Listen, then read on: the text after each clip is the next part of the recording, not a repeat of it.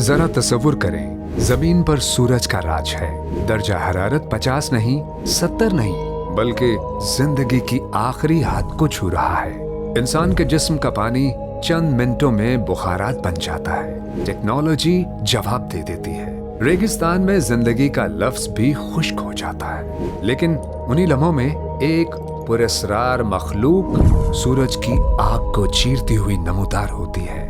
न गर्मी उसका रास्ता रोक सकती है, न प्यास उसे शिकस्त दे सकती है, न रेत का तूफान उसकी रफ्तार कम कर सकता है। साइंस इसे कुदरत की तैयार करदा लिविंग बायो मशीन कहती है। फितरत इसे सर्वाइवल का चैंपियन कहती है, और लोग इसे कहते हैं रेगिस्तान का बादशाह। ये वो मखलूक है जिसका जिस्म, खून, सांस, डीएनए सब कुछ ऐसे प्रोग्राम किया गया है जैसे किसी ने इसे खास मिशन के लिए इंजीनियर्ड करके रेगिस्तान में उतारा हो।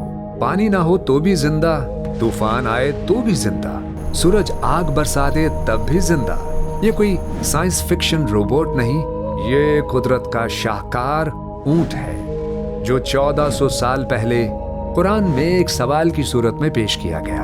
अफला यंज़ुरून इलल इब्ली कैफ़ खुलिक़त। ये लोग ऊंटों की तरफ नहीं देखते कि कैसे अजीब पैदा किए गए हैं।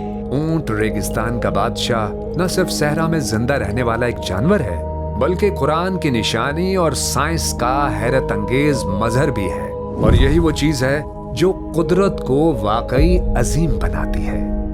कुरान पढ़ने और सुनने के लिए इस्लाम 360 प्ले स्टोर से मुफ्त डाउनलोड करें।